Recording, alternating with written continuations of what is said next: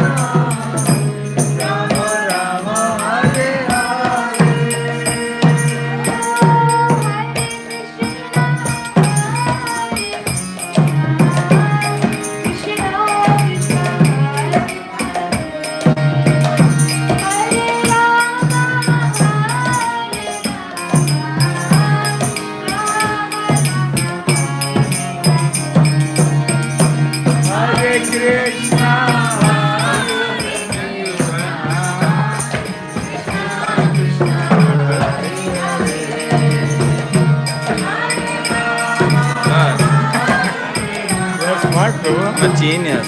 Is that heavy? Yeah.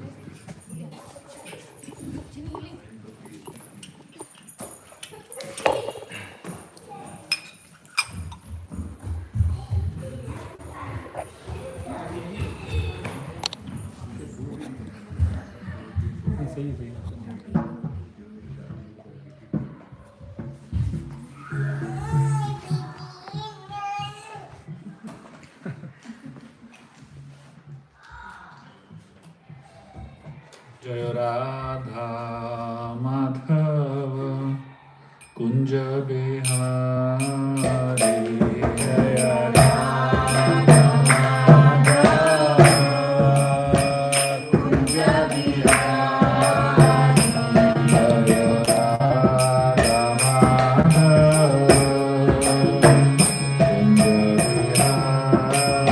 Kunja Bihari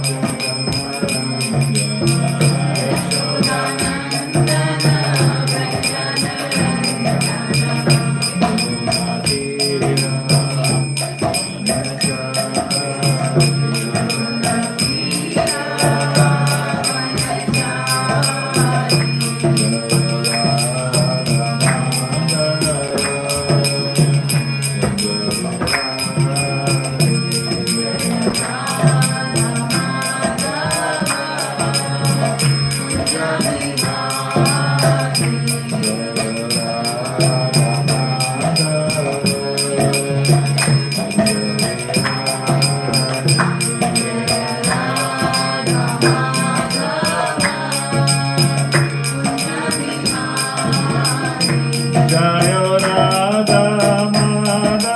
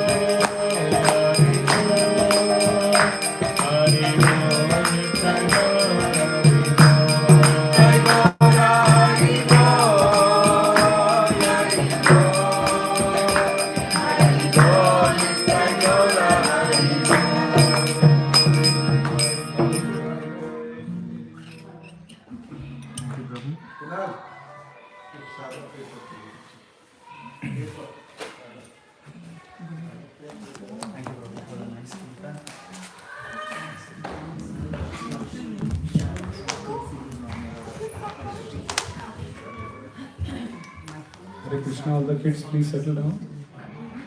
I think that's a better place for the kids upstairs, right? But little quiet. So, please, I'll seek your attention here for a few minutes. So, I would like to welcome Dr. Shubh Vilas. So, he is an internationally acclaimed author. He has authored more than 30 books. And one of the most famous book is The Game of Life. It's a 6 series based on Ramayana.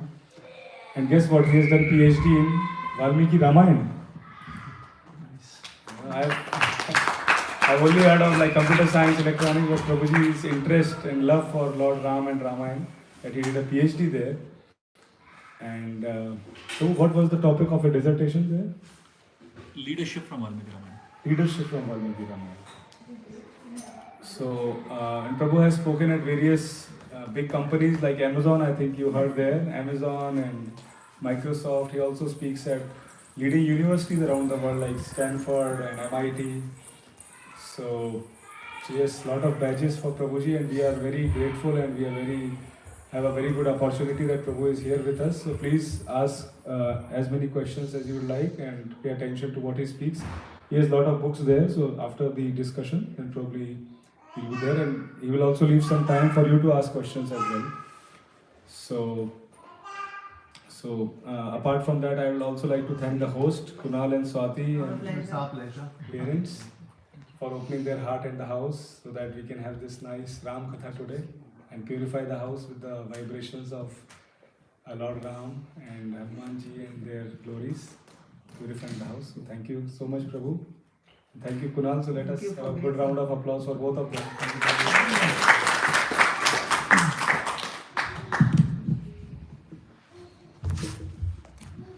Hare Krishna. Can you increase the volume a little bit? Yeah, absolutely.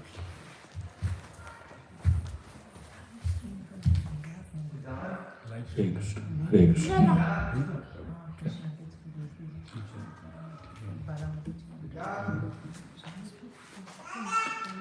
Om Agyantimirandasya Gyananjana Chakshurunmilitam Yena Tasmai Shri Gurave Namaha Shri Chaitanya Manobishtam Stapitam Yena Bhutale Swayam Rupa Kadamayyam Dadati Swapadantikam Vandeham Shri Guru Shri Yataha Padakamalam Shri Gurun Vaishnavamscha Shri Rupam Sagrajatam Sahagana Raghunatam Vitam Tam Sajivam Sadvaitam Savadutam Parijana Sahitam Krishna Chaitanya Devam Shri Radha Krishna Padan Sahagana Lalita Shri Vishakanatamscha He Krishna Karuna Sindhu Deenabandhu Jagatpate Gopesha Gopika Kanta Radha Kanta Namostute Tapta Kanchana Gaurangi Radhe Vrindavaneshwari Prishabhanu Shute Devi Pranamami Haripriye Vanchakalpatarubhyascha Kripa Sindhuvevacha Patitanam Pavanebhyo Vaishnavebhyo Namo Namaha Jai Shri Krishna Chaitanya Prabhu Nityananda Shri Advaita Gadadhara Shrivasadi Gaura Bhaktivinoda Hare Krishna Hare Krishna Krishna Krishna Hare Hare Hare Ramo Hare Ramo Rama Rama Hare Hare. Hare Krishna. Very, very happy and grateful to be amidst all of you all here today. Thank you all for coming today evening. So before I start speaking, I would like to ask all of you, how many of you here know the Ramayana, the basic storyline of the Ramayana? Put up your hands. Okay. So at the end of today's session, you will realize that you don't know Ramayana at all. And you will really want to eagerly study the Ramayana. Okay? So please listen carefully. This session can potentially change your life. and will potentially help you look at our scriptures in a totally different light. Already? So, I'm going to divide today's session into 3 parts. The first part of the session, I'm going to be speaking about names of characters in the Ramayana and their significance in our lives. So, every character, the name of the character itself has some meaning to it, and it has some relationship with our lives.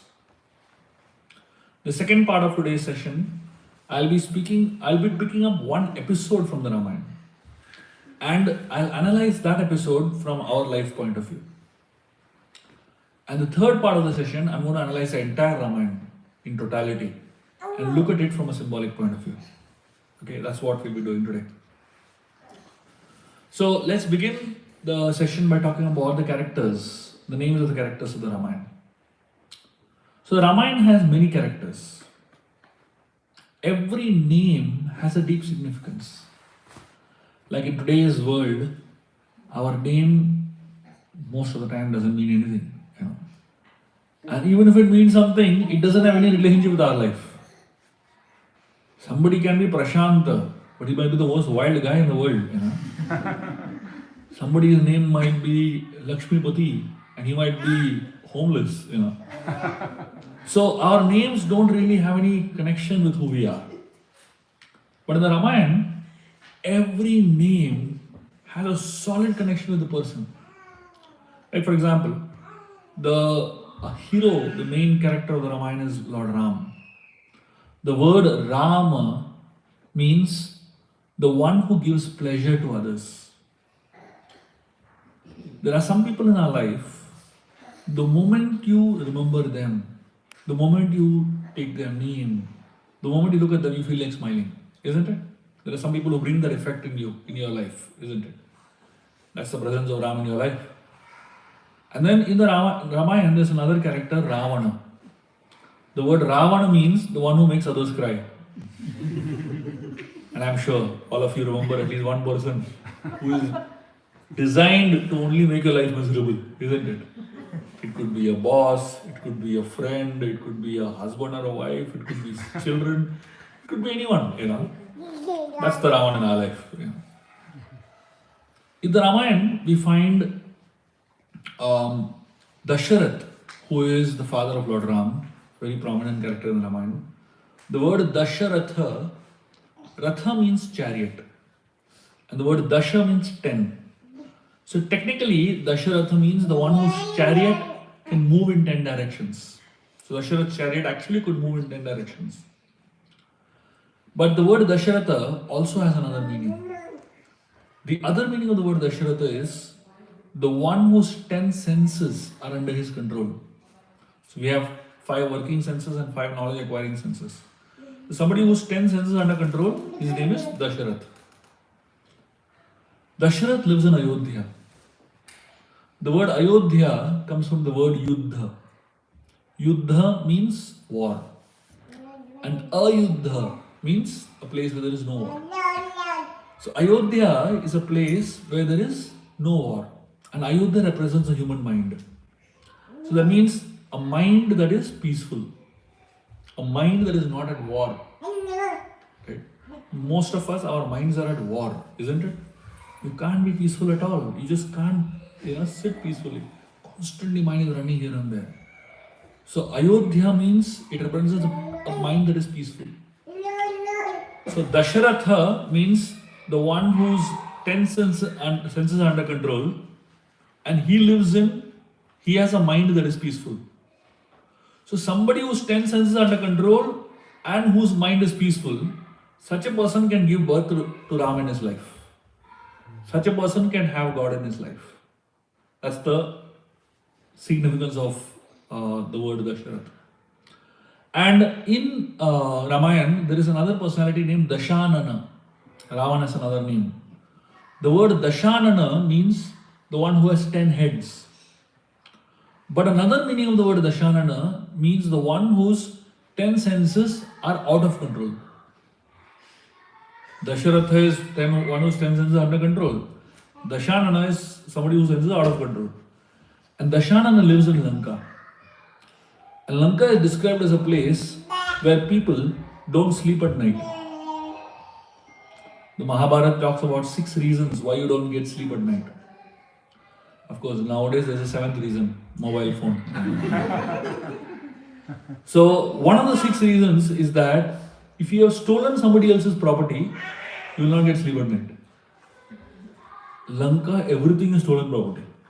In fact, Lanka itself is stolen property, So, where the question people will get sleep at night, isn't it? Now, you might say people in San Diego also don't get sleep at night, So, you have to explore what is the reason why. Anyway, so in the Ramayana, there is a very interesting character. His name is Vali. So Vali has a very special power. So he has the ability to take away half the strength of his enemy. So anyone comes in front of Vali, half the power of that person comes into Vali. Vali is like a battery bank.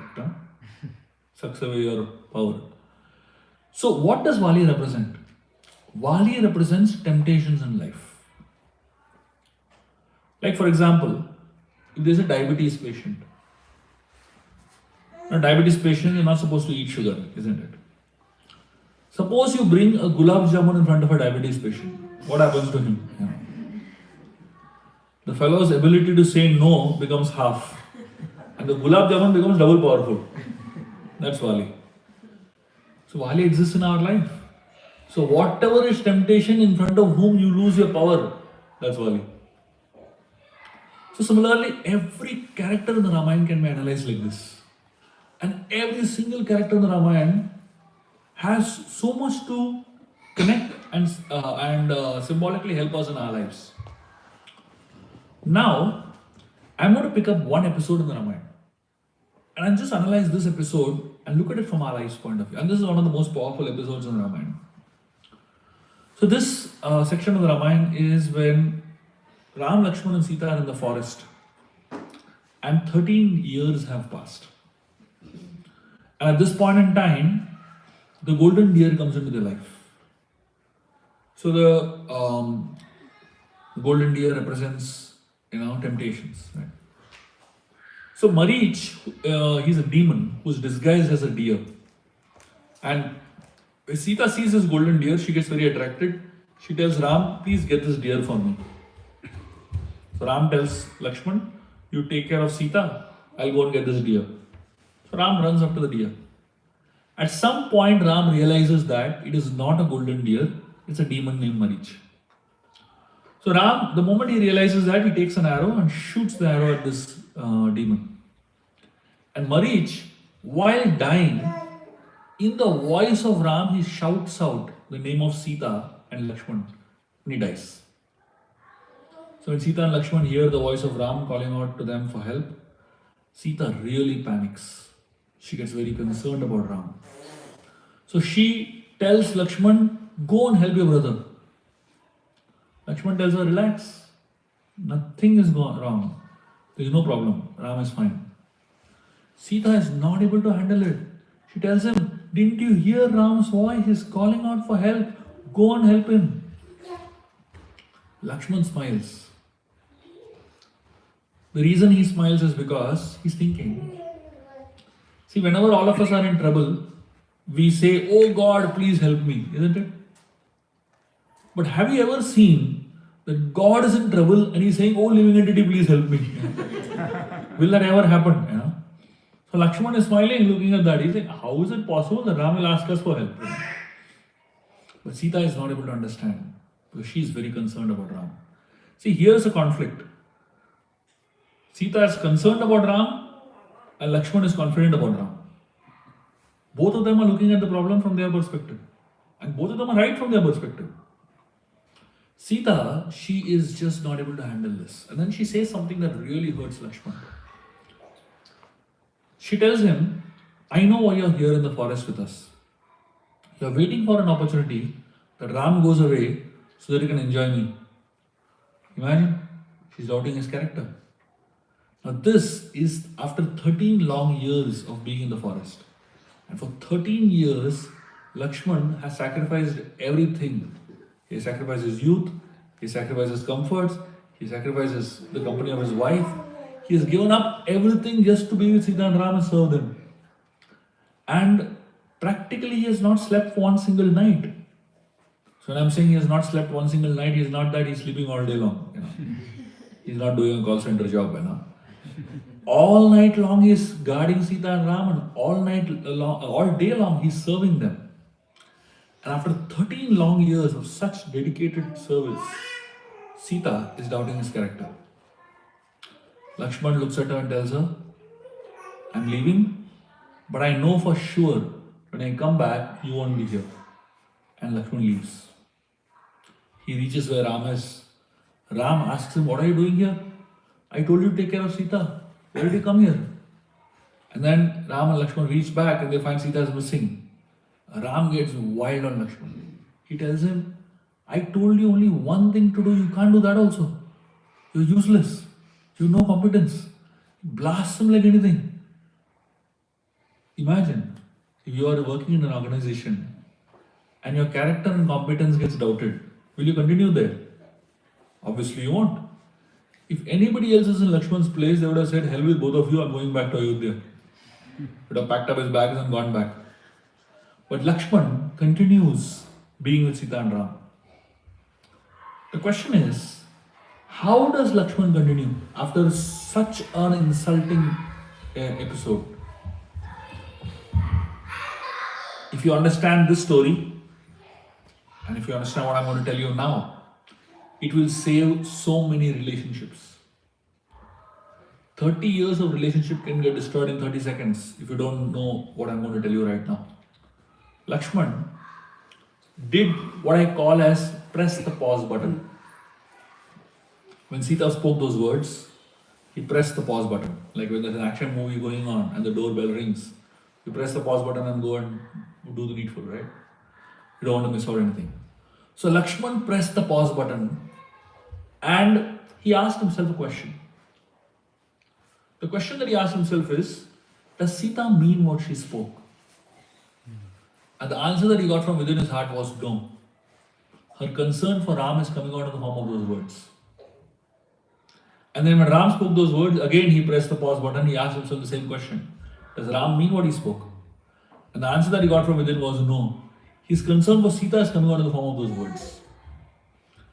Now, whenever we are in such situations of life, forget pressing the pause button, we don't even know where the remote control is. Isn't it? So difficult to philosophize and think about pressing the pause button and all.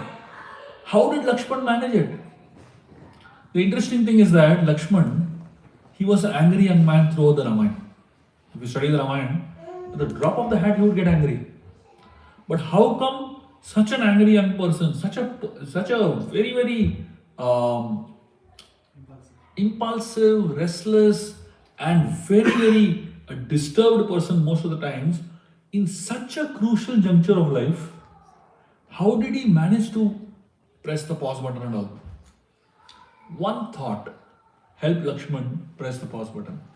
And this is the very thought that can help us in all our relationships of life.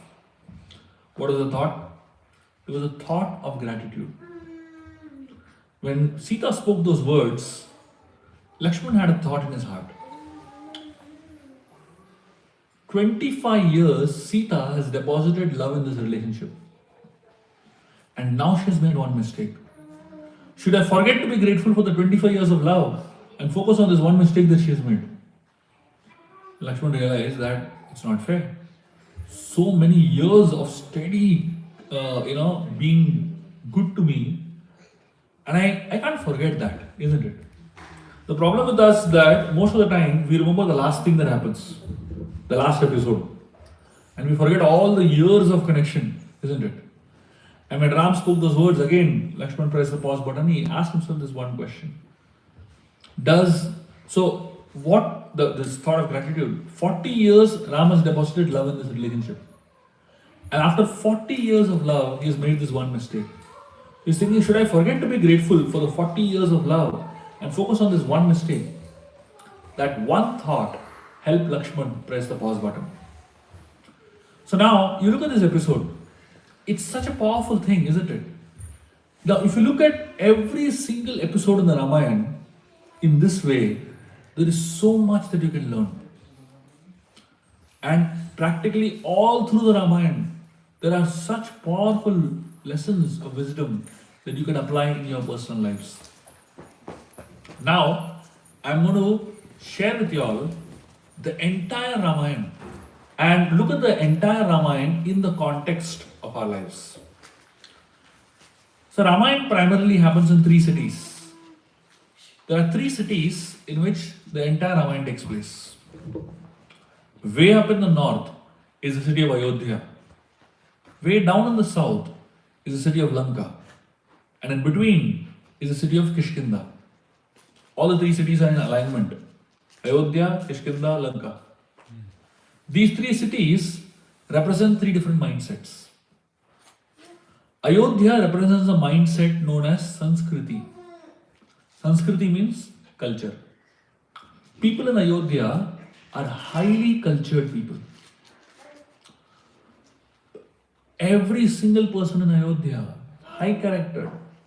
In a Kamba Muni, there is a Tamil Ramayana, which is known as Kamba Ramayana. And it has a very interesting analogy that Kamba gives to describe the city of Ayodhya. He says, Ayodhya is a place where no shop sells locks. And Ayodhya is a city where no person gives charity. It almost seems to be like a negative way of describing Ayodhya, right? You go to any shop here in San Diego. I was traveling and I was in South Africa. And I saw something I can never forget.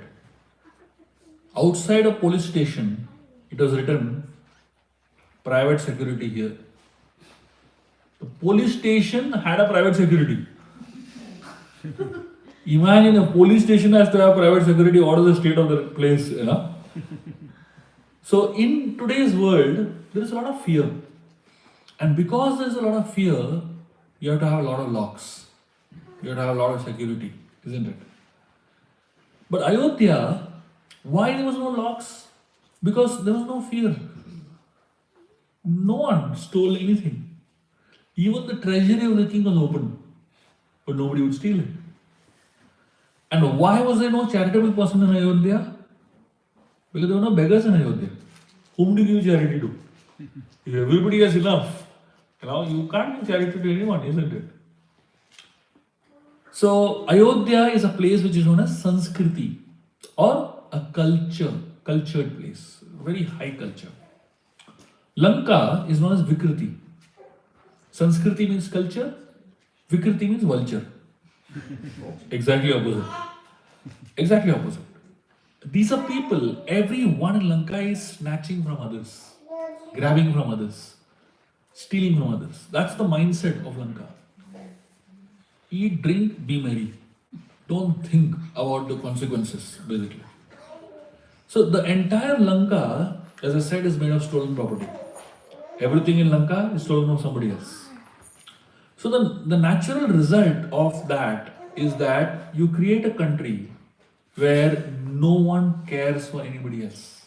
That's what Vikriti means. It's a highly self-centered place. And the third place, which is Kishkinda, is known as Prakriti. So Sanskriti on top, Vikriti below, and between is known as Prakriti. What does the meaning of Prakriti? Prakriti means nature. So, if you're standing on the shore of the ocean, can you see you're standing on land, or can you see you're standing in water? Depends, isn't it? When the water comes in, you're standing in water. When the water recedes, you're standing on land, isn't it? That's what nature is. So people in Kishkinda are sometimes good, sometimes bad. Sometimes like the Ayodhya Vasis, and sometimes like the Lanka Vasis. Pretty much like all of us.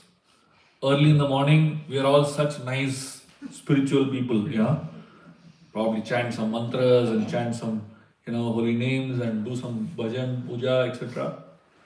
And as the day progresses, we become more and more demoniac. And by night, we are total demons. So, Prakriti essentially represents a set of people that are neither good nor bad. It just depends on the time of the day you see them, basically. Ayodhya, as I said, people are amazing. They have a mindset which is known as Kritagya. What is the meaning of Kritagya? Kritagya means grateful. They're very grateful people. If you do anything for them, they will remember it forever. Like for example, during the coronation of Sita and Ram as the king and queen of Ayodhya, they were seated on the throne. And during the coronation ceremony, there was a festival going on. There was dance, music, people throwing colors in the air, etc. In the middle of the coronation ceremony, Sita started crying. So she had tears in her eyes. So Ram was very worried. He asked her, what happened? Why are you crying? Sita told him, just some time back, somebody had thrown a red color powder in the air. So when she saw this red color powder being thrown in the air, she suddenly remembered Jatayu. So when Ravan was kidnapping her, Jatayu tried to save her. And Ravan slashed off the wings of Jatayu. And the blood of Jatayu splashed in the air. So Sita remembered the sacrifice of Jatayu during the peak of her success. Now imagine, at the peak of your success, what do you remember? Most of the time we remember ourselves. How many times do we remember those people who are even remotely responsible for us becoming successful in our lives? This is Kritagya, grateful. People in Lanka are exactly opposite. They are known as Kritagna. Kritagna means ungrateful people. Now I'm going to tell you a story of Ravan. Ravan is a great devotee of Lord Shiva, right? He worshipped Lord Shiva once. And Lord Shiva appeared in front of him. Shiva asked him, ask for any boon, whatever you want. And Ravan asked for 2 boons to Lord Shiva. The first boon he asked for is the Atmalinga of Lord Shiva. Atmalinga is a very special form of Shivalinga that originates from the heart of Lord Shiva. Shiva gave that. You know what's the second boon he asked for? The second boon he asked for was, he said, I want your wife Parvati. Imagine. The person he is worshipping, look what he is asking. This is known as Kritagna, and totally ungrateful. And the people of Kishkinda are in between. They are known as Akritagya. Akritagya means it's not that they are ungrateful, they just forget to be grateful. If you remind them, they become grateful. It's like us, you hear a lecture on gratitude, 2-3 days we are grateful people. And then we forget again. So in Kishkinda, there was Sugriv, when he became the king of Kishkinda, Ram helped him by killing Vali. So when Sugriv became the king, he told Ram, I'll do anything for you, just tell me what you want me to do.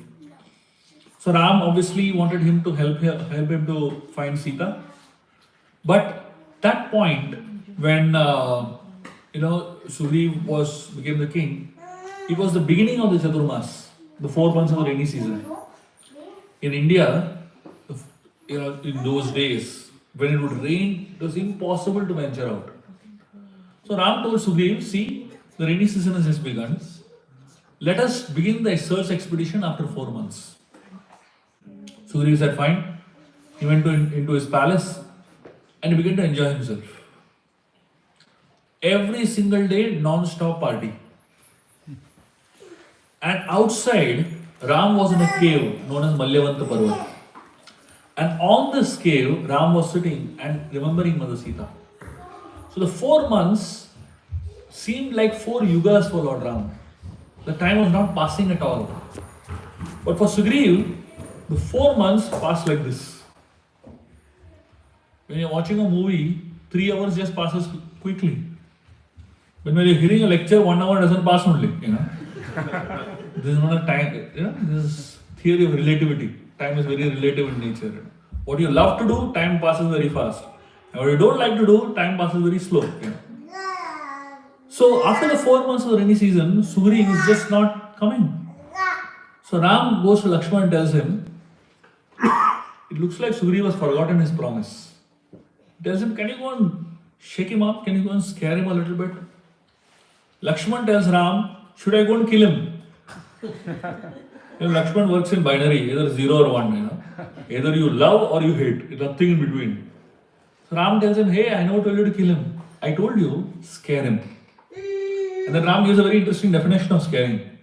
He tells Lakshman, scare him so much that he comes running to me. Don't scare him so much that he runs away from me. In spirituality, fear is very important. You need to have a little bit of fear to practice spiritual life. If you have no fear at all, you won't practice spirituality. But if you have too much fear, you run away from God. It creates, there are some religions that actually are fear-based. They create so much fear in a person, that people actually run away from God. So Lakshman went and scared Sugriva. And the moment Lakshman scared Sugriva again suddenly became grateful. And he came back and he started serving Lord Ram.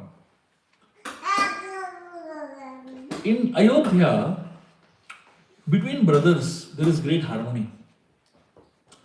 Ram, Lakshman, Bharat, Shatrugna, you will never find them fighting. There is no fight in Ayodhya between the brothers. But if there is ever a fight, the fight is not between right and wrong. The fight is between what is right and what is more right. Ram and Bharat in Chitrakoot, they were having a big fight. Bharat is telling Ram, it is right that you come and become the king of Ayodhya. Ram is telling Bharat, it is more right that you become the king. Both are fighting with each other. But the discussion is not between right and wrong, because there is no question of wrong in Ayodhya. The question is what is right and what is more right. In Lanka, between brothers there is harmony. You don't find Ravan, Kumbhakarna, Vibhishan, Shurpanaka fighting with each other. Why? It's not out of love, it is out of fear. One time Vibhishan opened his mouth and he got kicked out. Straight away. There is no question of talking in front of Ravan, isn't it? So in Lanka, between people, so the discussions there in Lanka are not between right and wrong. Because there is no discussion of right in Lanka. The discussion between what is wrong and what is more wrong. One time, in the courtroom of Lanka, imagine this is the parliament house of the country, and the discussion is happening between all the ministers. The ministers are asking Ravan, so many months Sita is here, why don't you do something to her? Ravan is telling them, I want to do so many things, but what to do? I can't do anything. Because I have a curse on my head. If I try to touch any woman without her sanction, I'll die. Look at the discussion here. The discussion is not between right and wrong. The discussion is what is wrong and what is more wrong. In Kishkinda, between brothers, there is harmony. But if there is any difference, there is a massive fight. Vali and Sugriva were very nice together first. But one small misunderstanding and created such a rift. And what is the discussion here? The discussion is who is right and who is wrong. Sugriva is telling, I am right. Vali is saying, I am right. Sugriva is saying, you are wrong. Vali is saying, you are wrong. Nobody is ready to admit that there might be another perspective. But this is Kishkinda in between. So these three cities, as I said, represent three different mindsets. Ayodhya, too good. People in Ayodhya are too good. Sometimes when people read the Ramayana, they feel it is too much for me. I can't be so good. People relate to Mahabharata more. Why? In Mahabharata everybody is bad. Krishna also is bad. The Pandavas also bad sometimes. Everyone is bad to more or less extent. Ramayana is too good. Everyone is. Why you have to be so good? That's the problem people have with Ramayana. Ramayana teaches us what is the standard of human life. It teaches a very lofty standard. So when someone studies the Ramayana, they find it too much to apply because that's how it has to be. It has to be a very high standard, which is at present seems to be unreachable. Like for example, if you go to people's houses, you'll find these big photographs of the family, isn't it? Husband, wife, 2 kids, all smiling, all well dressed. Is that the reality of the house? You go around people's houses, you will never find anybody like that, But why you put that photo on the wall? To remind us that that's the standard we want to reach, someday. The reality is Mahabharata. Everybody fighting with each other, That's the reality of most families. But that photo on the wall is to remind you that someday I want to reach there. you have seen your own X-ray, chest X-ray, you have seen. It's very scary to see your own chest X-ray. Have you ever seen anyone put their X-ray on the wall? My inside picture, You won't find that. So people don't want to show the world what their reality is, but they want to show the world what they aspire to be. So what is our journey? Our journey is from Mahabharata to Ramayana. Right now we are in Mahabharata stage, but slowly we want to reach the Ramayana stage, and therefore we have to read Ramayana. So Ayodhya mindset is too high. People say, it's too much for me, I can't be there. Lanka mindset is too low. I can't be so bad, isn't it? I don't think any of us are so bad. We might be bad, but not so bad. The Kishkinda mindset is a mindset that we all relate with. Because sometimes bad, sometimes good. So in Kishkinda also there are 3 types of Vanaras, 3 types of monkeys. The first type of Vanara are Hanumanji-like Vanaras. Hanumanji-like Vanaras are almost like Ayodhya-vasis. So if you study Hanumanji's character, throughout the Ramayana, you will find Hanuman never does anything for himself. Every single thing that Hanuman does is for others. He is highly selfless. So people like Hanumanji represents Ayodhya mindset. So in Kishkinda, there are Vanaras like Hanumanji who represent Ayodhya mindset. In fact, there is only one Vanara, which is Hanumanji. And then in Kishkinda, there is Vali-like Vanaras, who represent the Lanka mindset. Vali is almost like Ravan in his mindset. Almost, exactly like Ravan. Just to give you an example. Once Ravan came to know about Vali's powers. And he realized that if Vali is allowed to live, he will become more powerful than him. And at some point, Vali will take over Ravan. So Ravan decided to go and kill Vali. But he knew, I can't go in the front. If I go in front of Vali, he will get half my strength. So Ravan decides to go from behind and kill Vali. So he finds out the whole timetable of Vali. And he comes to know that Vali spends 3 times a day in the oceans performing his Gayatri, performing his prayers to the sun god. So he decides to catch Vali at that time. So his plan was very simple. So Vali will be facing the ocean. His back will be towards him. Ravan will come from behind. He will catch the tail of Vali. He will rotate Vali, hit him on the ground and kill him. Very simple plan Ravan had. So Ravan went, reached on time. The Vali was offering prayers. Ravan went and caught the tail of Vali from behind. The moment Ravan caught the tail of Vali, the tail of Vali began to wind him up. The tail of Vali began to go around him and tightly bound him. And then Vali jumped. So he does Gayatri in the 4 oceans. So a little here, a little there, very distracted type of Gayatri he does.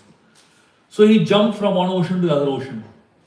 And Ravan was hanging on the tail of Vali. Imagine Lankeshwar Ravan hanging on the tail of a monkey. Ravan was feeling so embarrassed. He said, please leave me, please leave me. Vali just didn't leave him. He finished his whole prayer and then he released Ravan. He asked him, what do you want? Ravan said, I've come here to become your friend. What did he come for? He came to kill him. But now that he realized he can't kill him, he said, I want to become your friend. And then Vali and Ravan create a fire and go around the fire 7 times, taking vows of friendship. And look at the vows they take. The vows of friendship they take are, from today onwards we are friends. Whatever is mine is yours and whatever is yours is mine. My kingdom is your kingdom is my kingdom. My wealth is your wealth is my wealth. My wife is your wife is my wife. Imagine? Yeah. This is Vali. So his mindset is exactly like Ravan only. So you'll find Hanumanji like Vanaras who are perfect, almost like Ayodhya-vasis. You'll find Vali like Vanaras who are imperfect, almost like Lanka-vasis. And in between is Sugriv like Vanaras. They are the confused lot. Hanumanji is very clear what he wants to do in life. Vali is very, very clear what he wants to do in life. Sugriv is the guy who is confused. Very much like us, We don't know whether we want to be good or bad. Sometimes we feel like being good, and sometimes we feel like being bad, isn't it? Sugriv, whenever he is in the association of Hanumanji, he behaves very well. And whenever he is in the association of Vali, he behaves very bad. So Valmiki Ramayana, Valmiki uses a brilliant word to describe these people. He calls them as Vanaras. What is the meaning of the word Vanara? Nara means human. And Vanara is a question. Are you human? It's a question that every Vanara has to ask himself. Am I human? So every day in the morning when we get up and look at ourselves in the mirror, we ask ourselves this question. Are you human? Just by wearing a t-shirt, being human doesn't make us human. A lot of people nowadays wear the t-shirt and roam around. So a lot of people think that if I look good, I am good. Sugriv has a very strange belief. Whenever he would meet important people, especially, like say for example, when he went to meet Lord Ram for the first time, when Ram came to Kishkinda, Sugriv disguised himself as a human being and went. He looked human. Why? He thought, if I look human, Ram will think I am human. A lot of us, we are stuck in that level of looking good. So we dress ourselves in a way that people think that we are a good person. We wear dhoti kurta, we wear tilak, we wear, devotional attire. And people start thinking that, hey, this person, he looks human. He looks like a good person. Just by wearing the external attire doesn't make you a good person, doesn't it? A lot of people are stuck at the external level of looking good. But being an Ayodhyavasi is not about looking good, but it's about being good.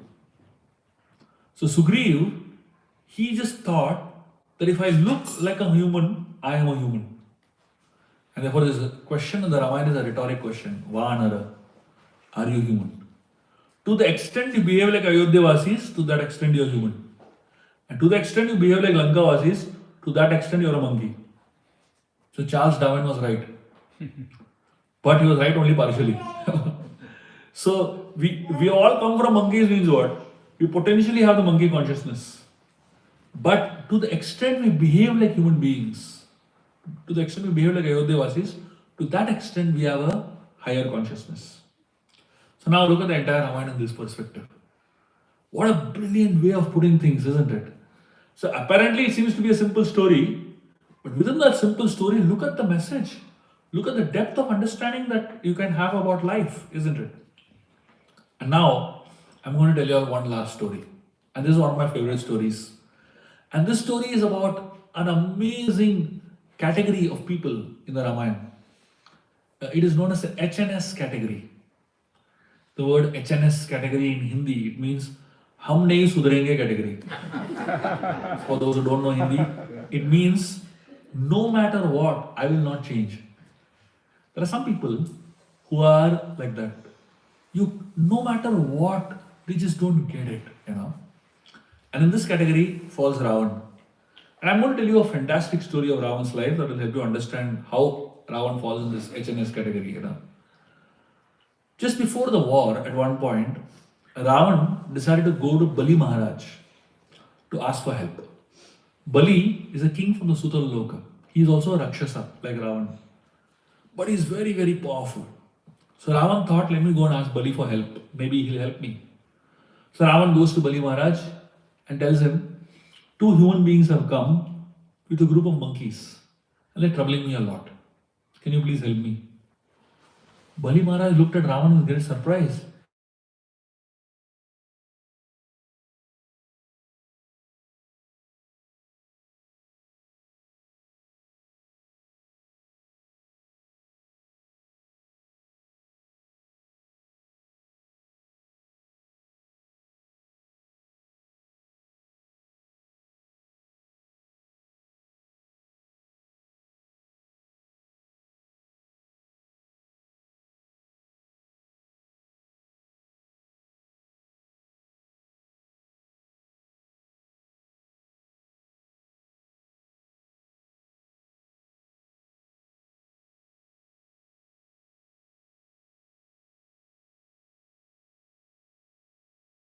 spat on my head and went away.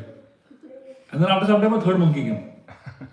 Just before the war, Ram sent Angad to go and meet Ravan and give him a last warning.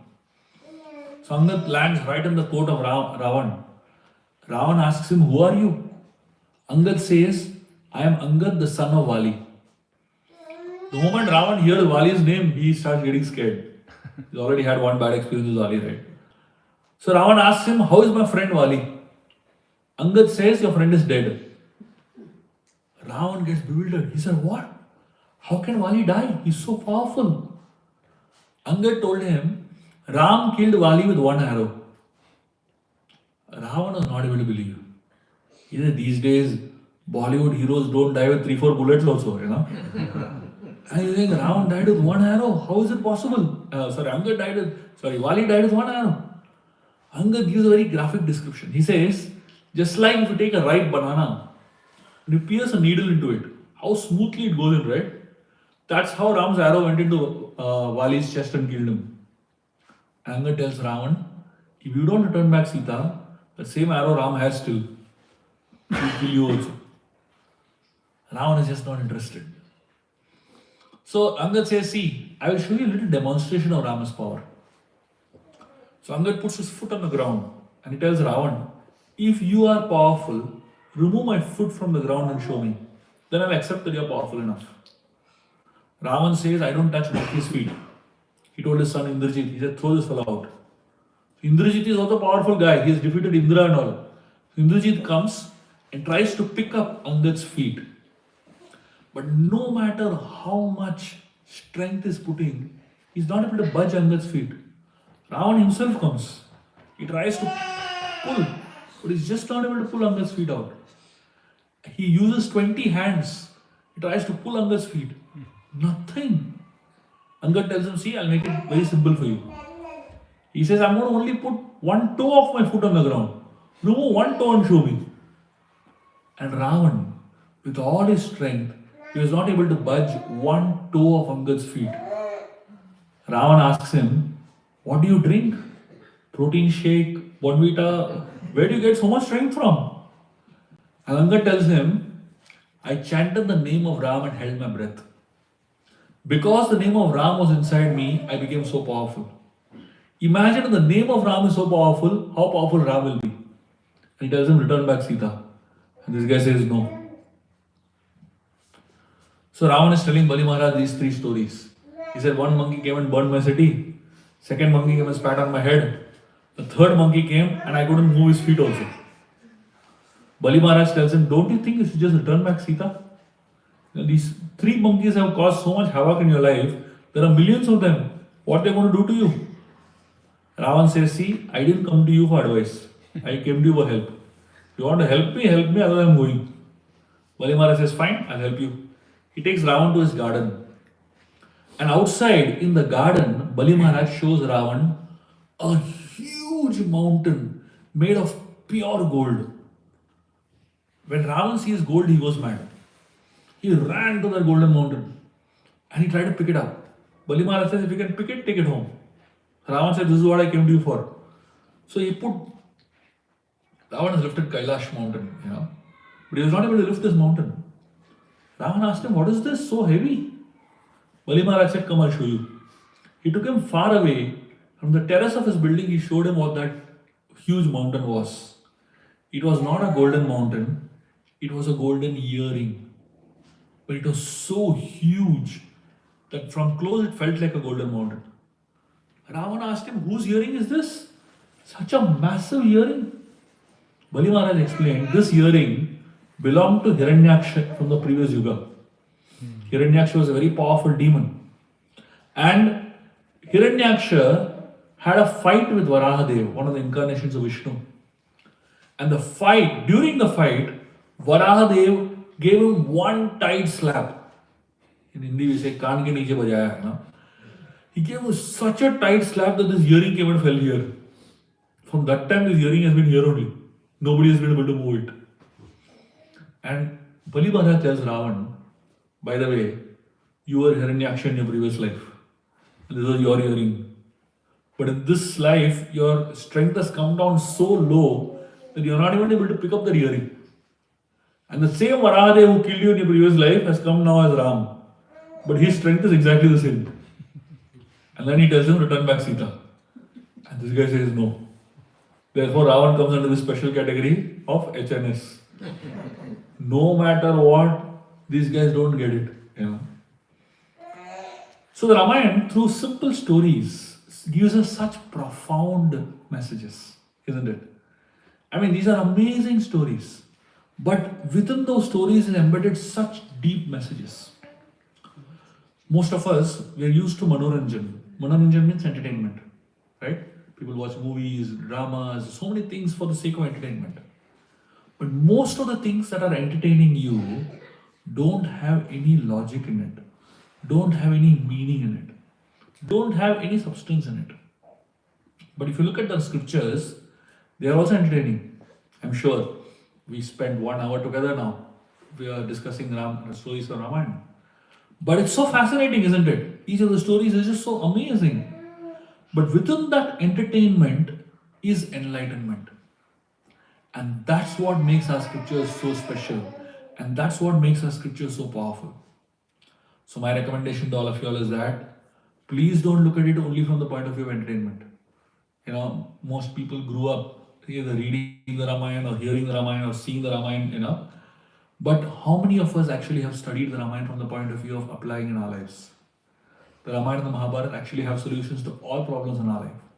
They are the biggest self-help book you can ever get in the world. If you study the Ramayana and Mahabharata, you do not need to study any other self-help book.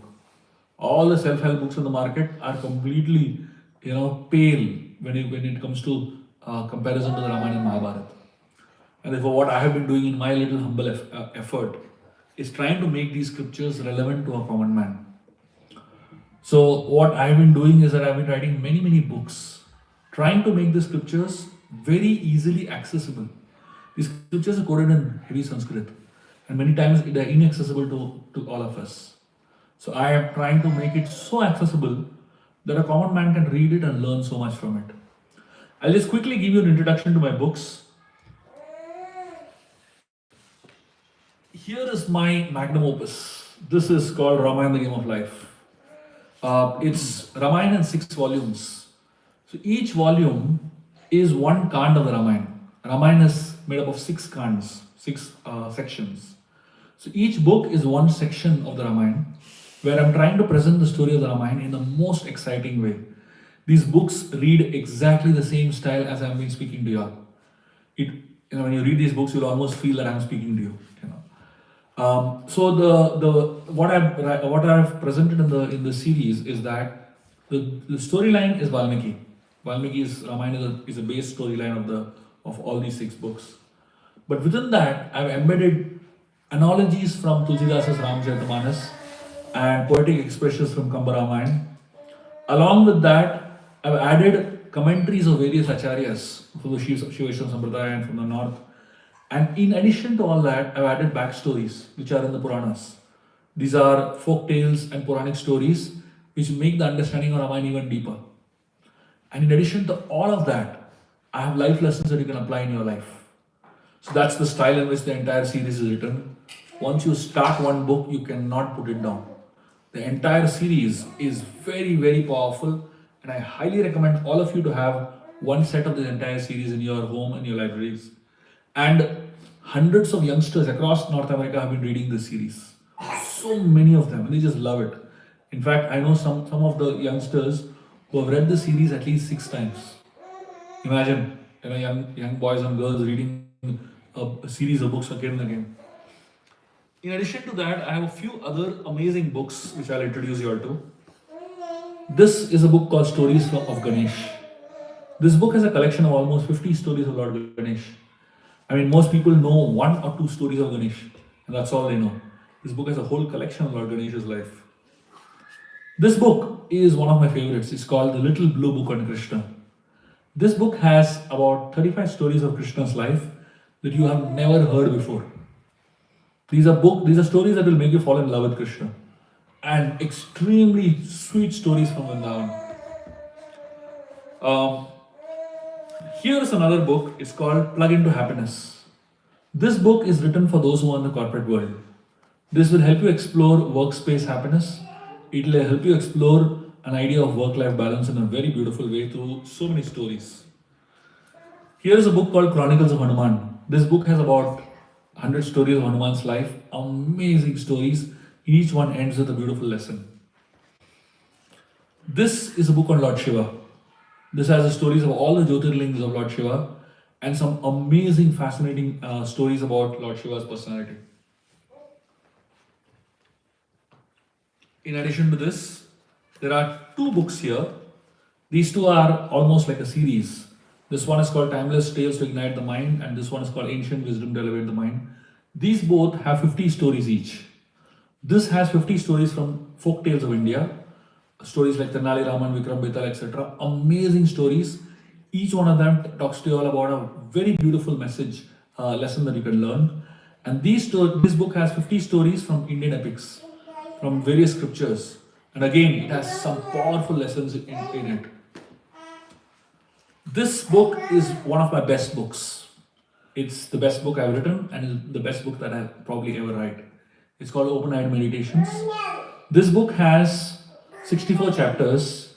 Each chapter talks about one aspect of life seen through the lens of Ramayana and Mahabharata. So this book talks about many problems that you face in life, whether it is in relationships, whether it is in dealing with failures, success, leadership. Every single aspect of life has been covered in this book through stories from Ramayana and Mahabharata. So many people use this book as a guidebook. Whenever they come across a problem in life, they just open one chapter of this book and it gives them a solid direction in life. This book is called Hanuman Chalisa. This book, every single word of the Hanuman Chalisa is explained through a story of Hanumanji. This book went on to become the #1 bestseller on Amazon for many months together. This was the #1 most gifted book on Amazon in India for months together. It's a book I highly recommend you all. You will fall in love with Hanumanji, you will fall in love with Lord Ram. And finally, the last book I'll introduce you all is this book. It's called Perfect Love. The tagline of this book says 5.5 ways to lasting relationship. This book has 6 love stories from Indian scriptures. And each story talks about how people fell in love, but more importantly, how they stayed in love forever. In today's world of love at first sight and divorce at first fight, it's a very important book to have. Anyone who is married, anyone who is about to get married, and anyone who is considering marriage must read this book. And in addition to all this, I have many children books that you can explore. These are all highly illustrated and very beautiful books. I would like to give you all one small thought that I would like to, I would like all of you to keep it in your minds. Many people consider books to be an expense. I would like you all to start looking at books differently. Look at book as investment. Don't look at it as expense. Every single book will teach you so much in your life. And especially the younger generation today needs to have our scriptures in a way that is relevant to them, in a way that they can read. Otherwise, in a matter of very short time, the world will completely lose connection with our scriptures. So we need to make the scriptures very relevant and accessible to them. And I want all of you to take vows today that whenever you go to anybody's birthdays or marriages or anniversaries or any kind of parties, don't give anything else except books as gifts.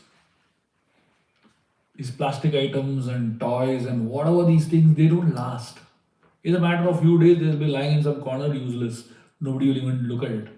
But books, the research says one book lasts for 500 years. So if you give one book, you're giving it to 5 generations to read. So please take vows that you will always give only books as gifts.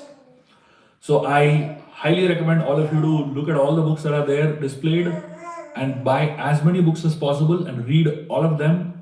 They will tremendously impact your own lives personally, professionally, as well as spiritually. Thank you very much. Hare Krishna. Thank you.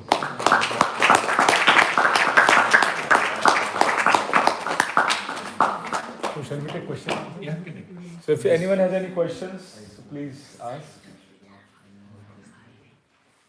Yes. One question.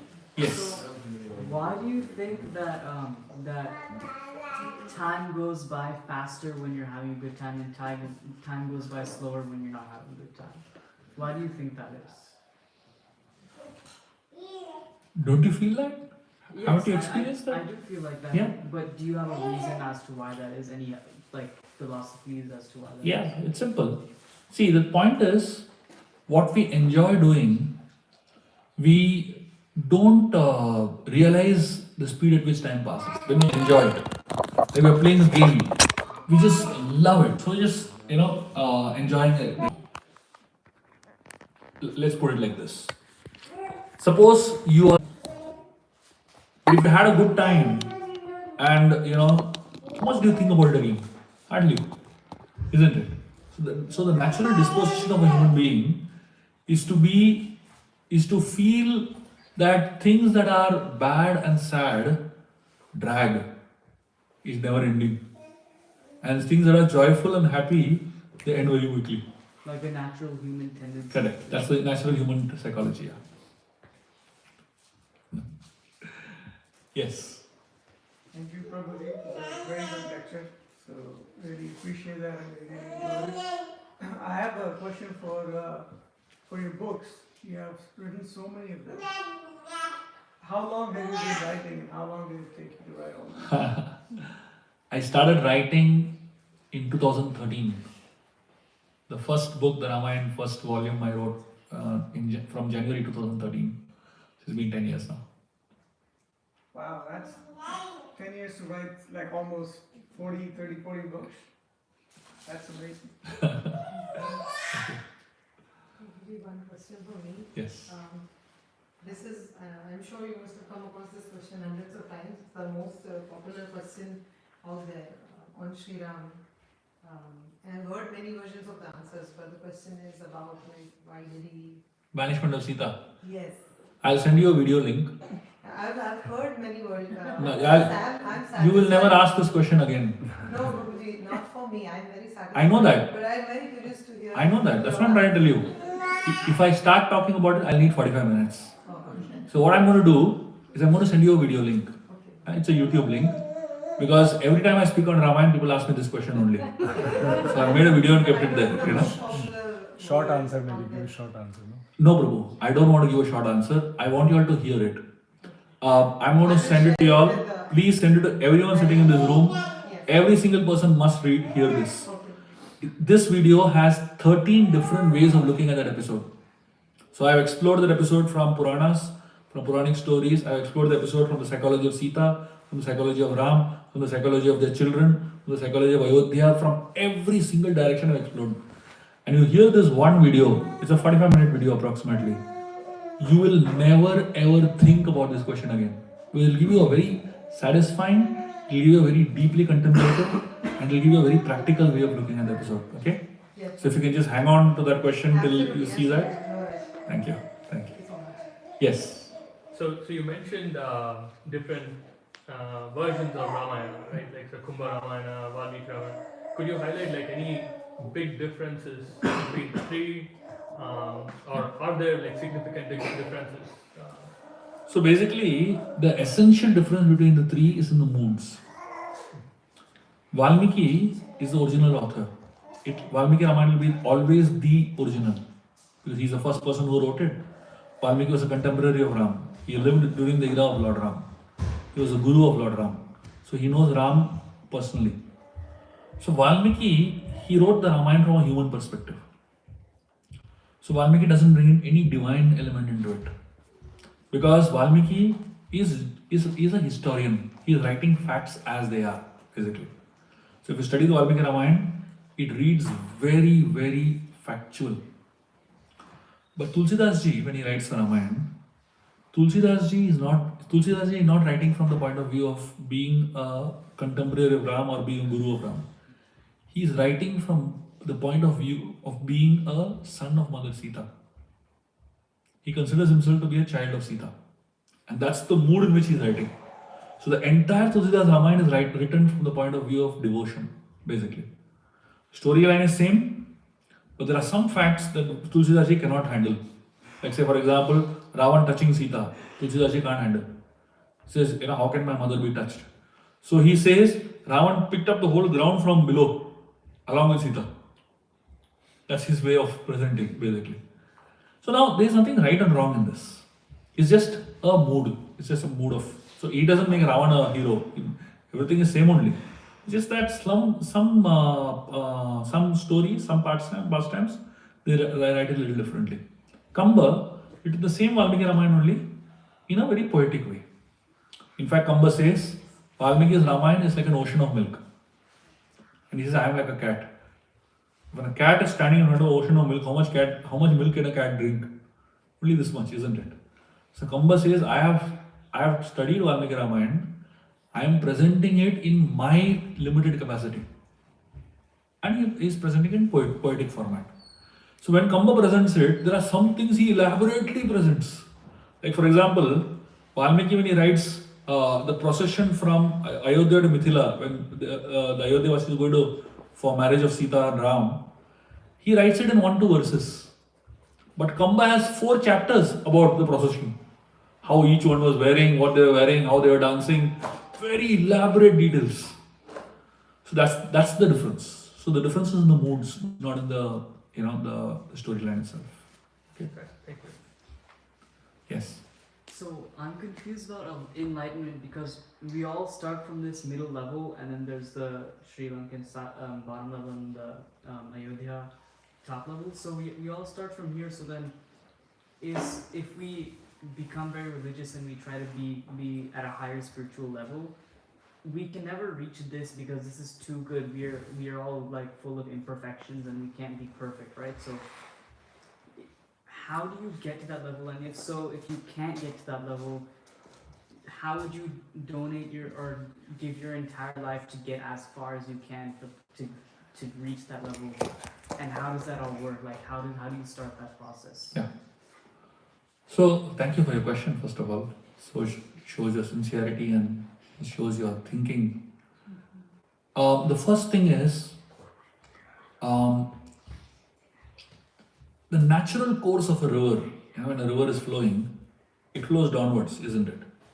So now if you are trying to swim in a river, naturally you will be taken downwards. If you don't put any effort, you will naturally flow along with the river.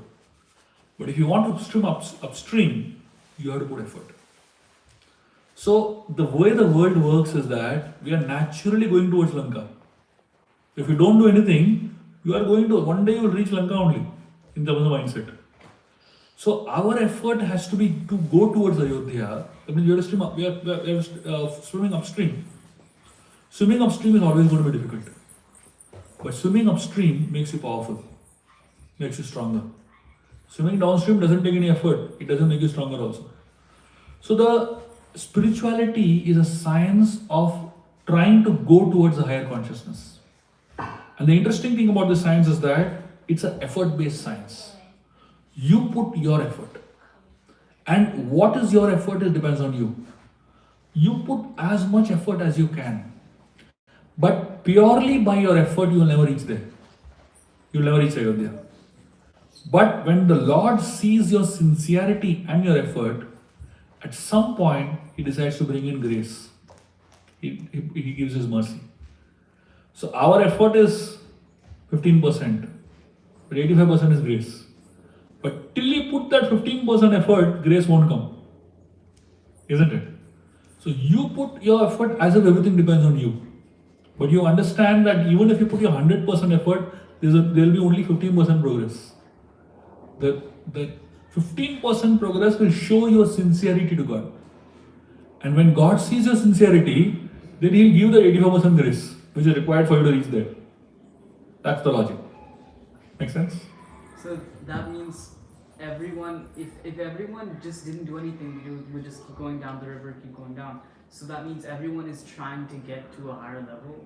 Everyone, not even the worst people, even the best people, they're all still trying to get to a higher level of spirituality. Yeah, that's what we should. The good and bad fight. Correct. In general. Yeah.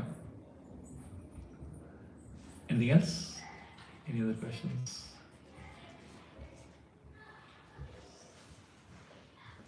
Very, very happy and grateful to be amidst all of you all here. Thank you very much for being here. And I would like to thank Kunal and Mataji for hosting this program. Such a pleasure to be here. Thank you so much. Hare Krishna. With your presence. Thank you.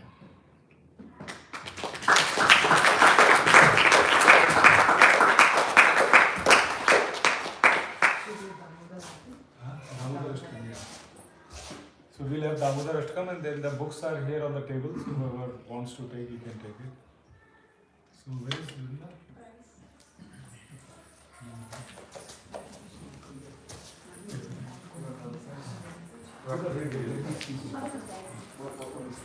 This is a special month of Kartik, and we offer lamb to Lord Damodar, which is the baby form of Krishna and Mother Yashoda. So it is very auspicious to offer ghee lamb. So ghee lambs are available. So after she completes it, then we can go and offer the lamb.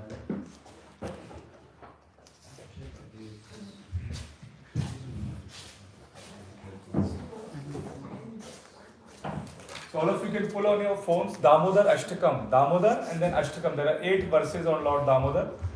So she will chant like one line, and then you can chant after her responsibly.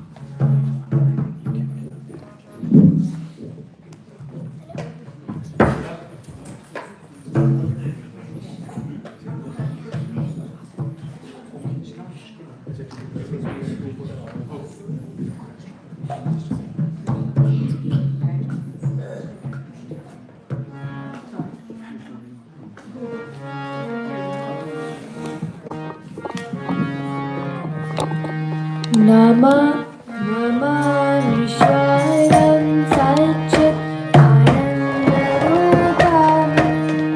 Lasat Kundalam Gokulle Bhajanam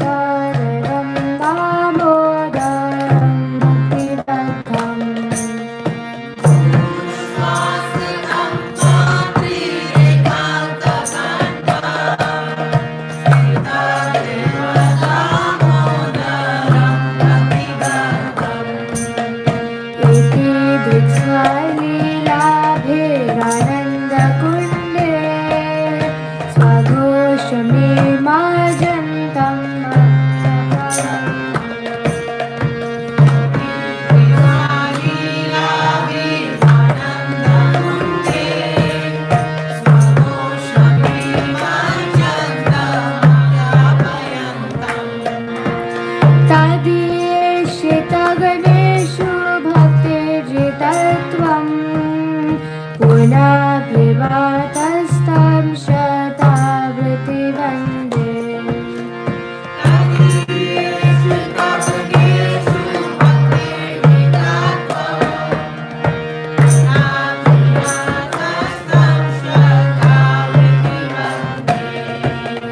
वरं देवा मोक्षं न मोक्षं वदिं वा वचनं वृणेऽहं वरेषदपि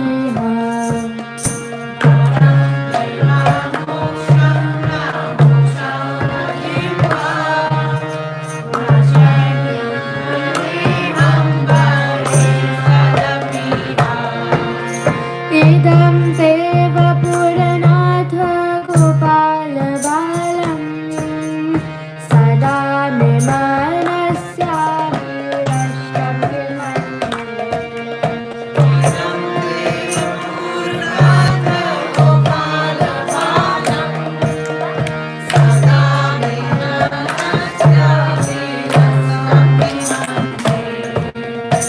इदं ते मुखं भोजं मत्यन्तनीले व्रतं कुण्ठालस्नेग्धरक्तस्य गोप्या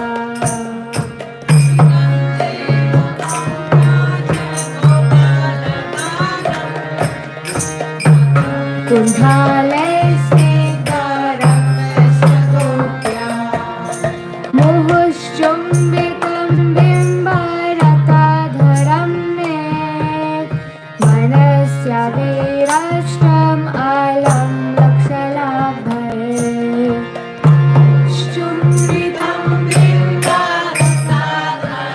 मे मनस्य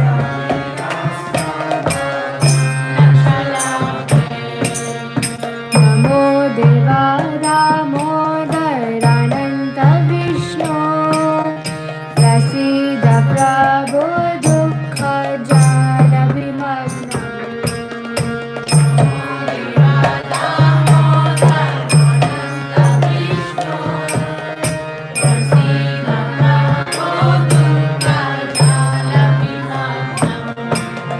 कृपा दृष्टिवृष्टातिदिनं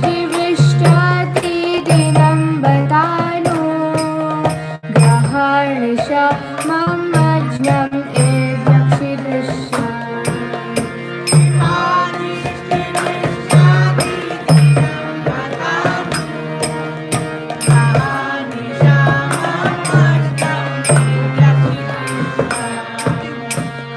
कुबेरात्मजो बद्धानुते वयद्वत् त्वया मोचितो भक्तिना जगदुत्था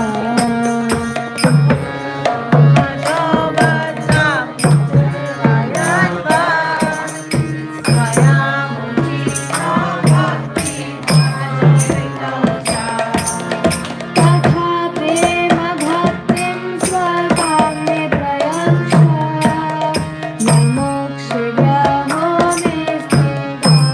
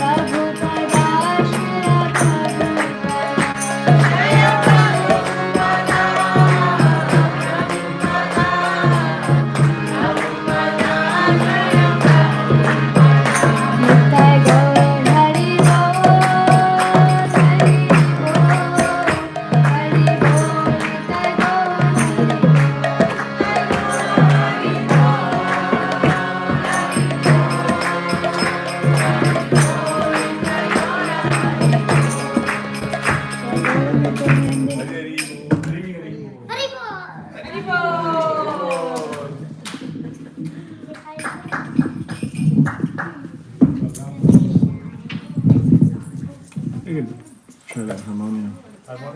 Okay, come right here, Mukunda. Mukunda, Mukunda. Okay, quickly do that lamp offering together. Brinda. Mukunda can do later, like first In 1 minute.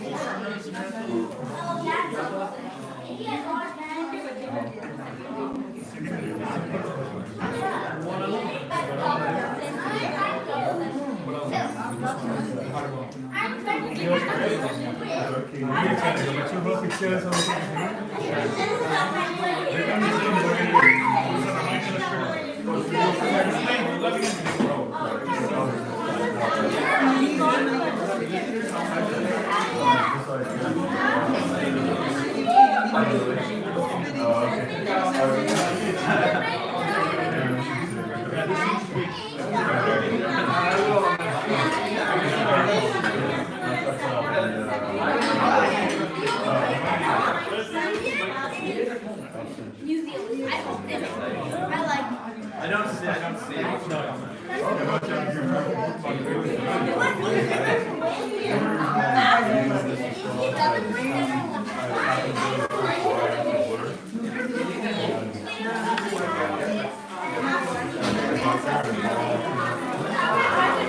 How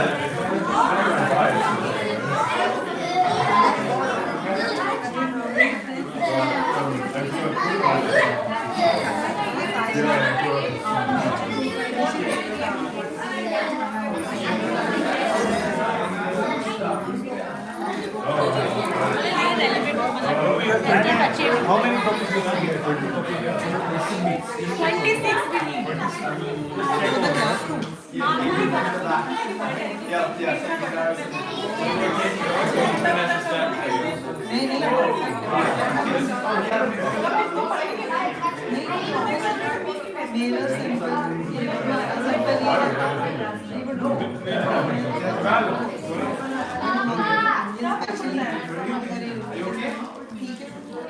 That's why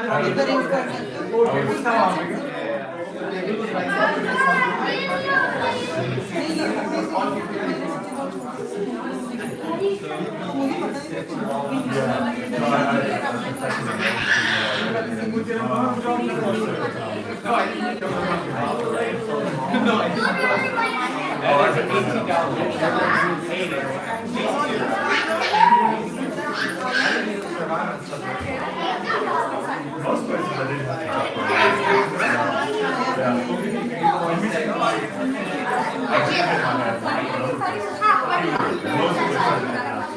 Some places I did. Some places I didn't.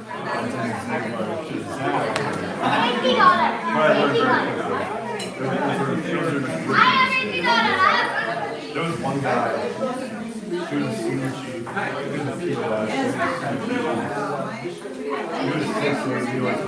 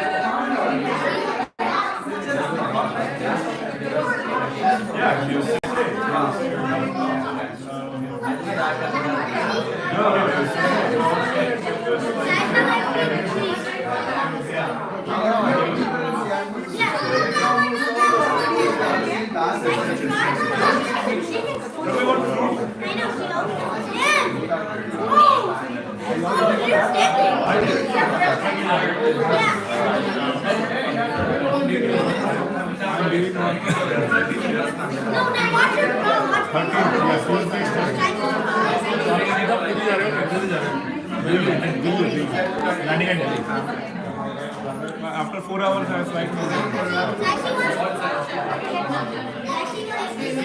you wanted something, send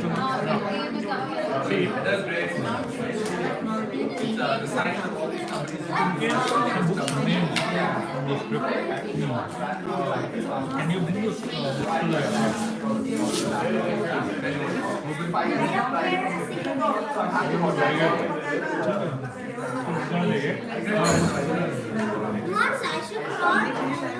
इसका लेके programme है रहेगा ना रेमोट अंदर से leave it देगा ना क्या घूम जाएगा ना अंदर somebody can help us ये प्रोग्राम होता है कौन कर जाएगा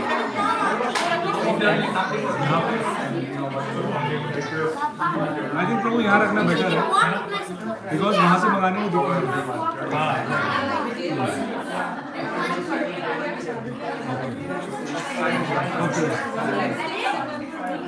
ठीक है आप ले सकते हैं बेटा ले सकते हैं we took lot of I think you leave it here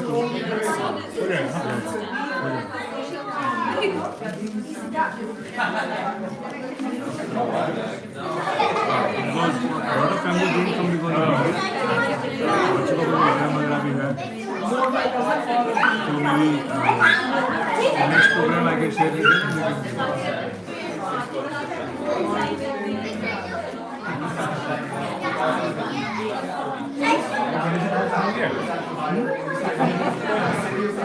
I don't think December 27.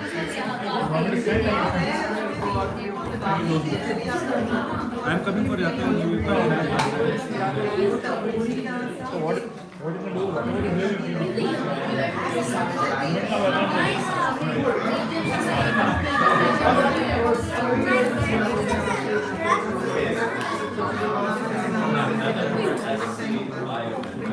Are there many other children Oh, very good. Yeah, maybe I have combination. Both are there.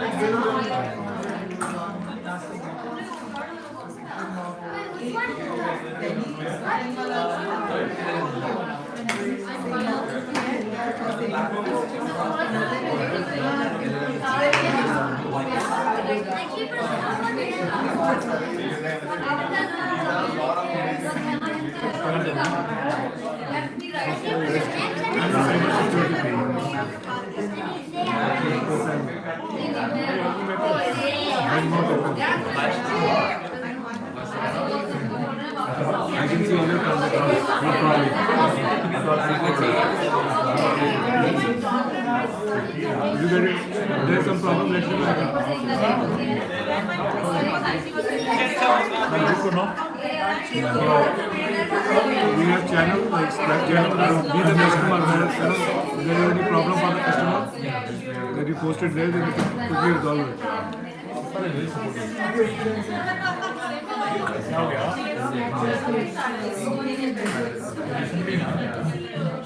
You've been receiving some foreign transactions. The Indian bank directly, The Indian bank doesn't support you. PayPal is very good. PayPal is very easy for tax purpose. They are social service. Otherwise, the Indian bank don't support you. But they support PayPal. Oh, Oh, you can transfer PayPal to bank directly. Correct. Direct नहीं है हाँ, वो दिखा रहे हैं। Money laundering बहुत होता है ना, वॉइस से होता है। It's very useful.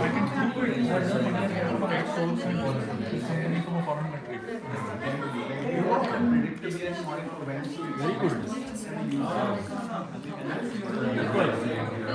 5% करता है more than direct.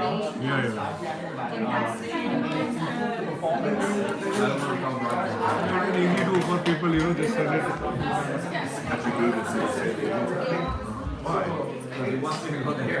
If there is a small amount, then percentage they cut more. If it's bigger amount, then probably it's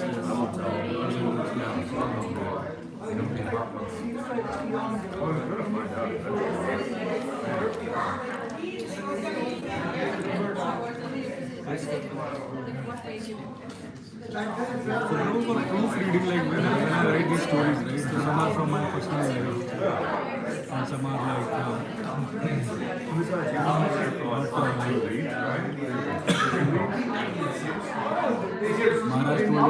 lectures, like for example, he told about Chindu tribe, or he told about El Capone in Chicago, right? So I'm writing in my own version. Some concepts I'm taking from Maharaj. So, is that okay? Anyways, I'm going to dedicate to Maharaj only. First page is dedicated to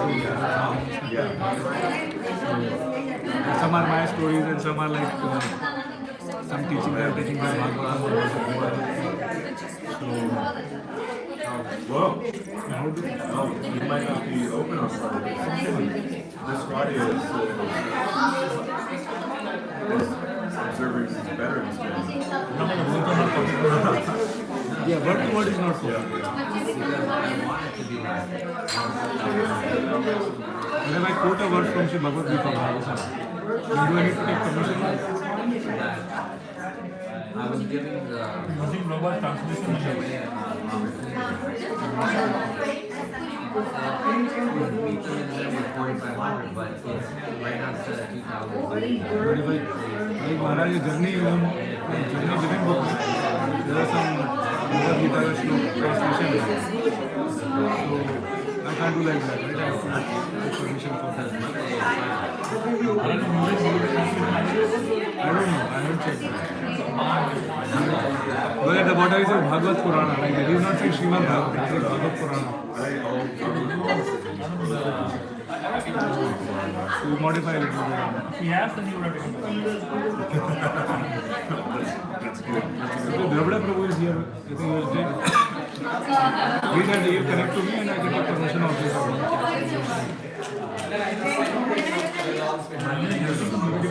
How shall I get some? This salad is good. It's a bit more.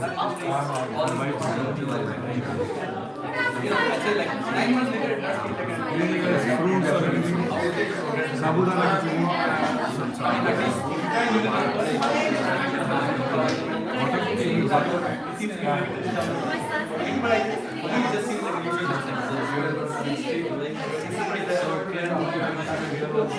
What do you see based on experience? Should I put on my own word or should I copy as it is translated?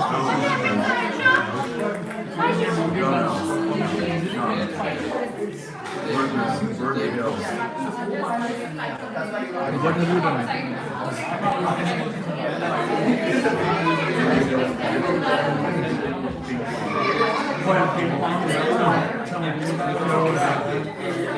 That is not my style of Understanding like very practical and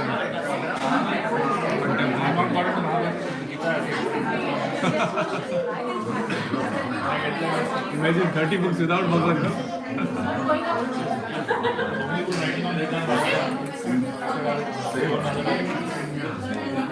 I love Ramayana. I love Lord.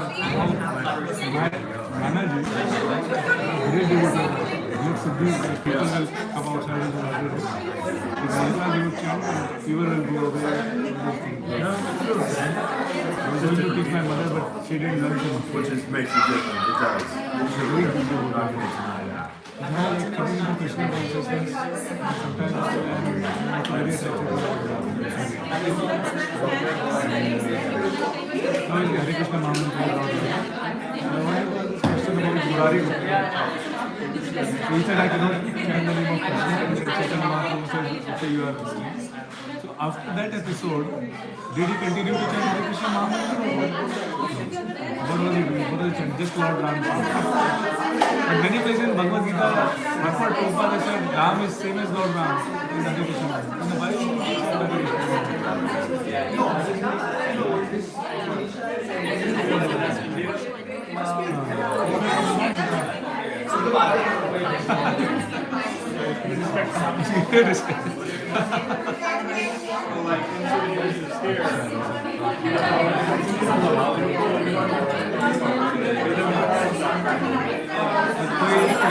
आने के बाद सोचे यार मैं तो राम का नाम रखता हूँ मैंने दीक्षा किया मेरे सुना वाला मैंने राम कृष्ण का ही नाम रखा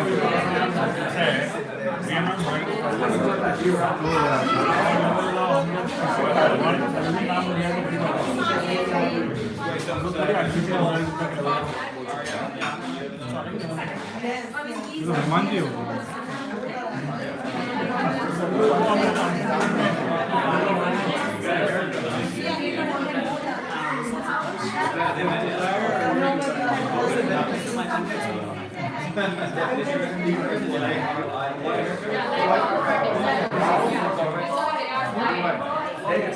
कौन से पब्लिशर से प्रिंट कर रही है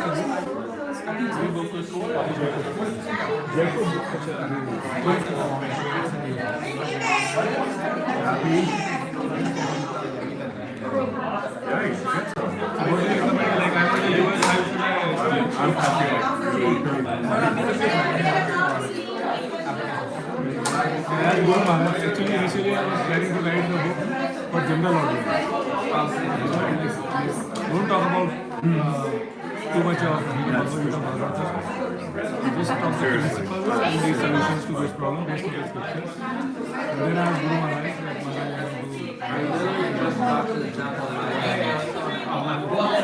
Maharaj Krishna also. So he said synchronize both the things. So now I have like added some translation and sloka and all those things. Same style what we did in Journey, I think that's his style. No, I don't have it. I'm just writing out of motivation.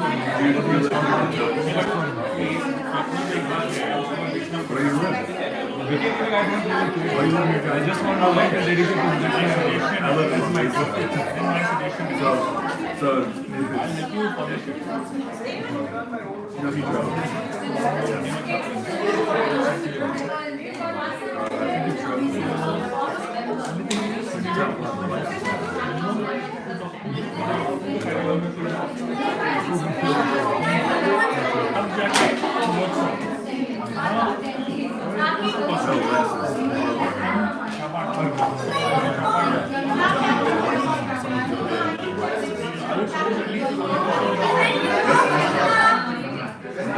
कितने का पड़ता है?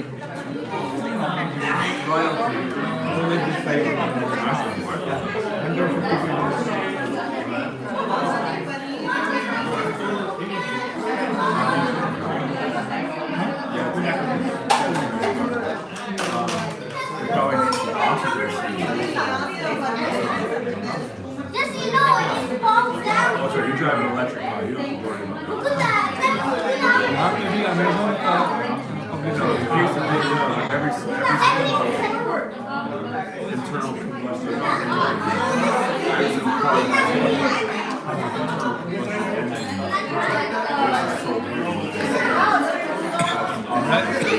I think India is better, right? Cheaper and better.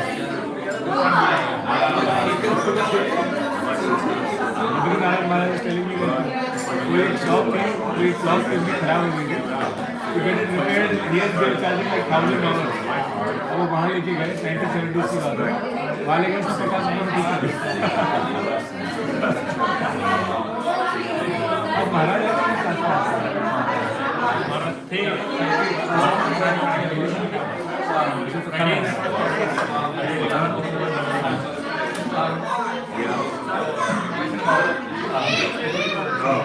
Last time कौन आया था? कोई डोसी आया था, प्रॉपर्टी से आया था, महाराज कुछ क्वेश्चन पूछे, आर्ग्यू कर रहे थे. महाराज बड़ा गुस्सा आ गया. मैंने मालूम भैया महाराज से आर्ग्यू मत कराया. अपने नाम से बोल देता था. काफी फेमस महाराज के क्वेश्चन पूछे. फिर मैं बोल रहा हूँ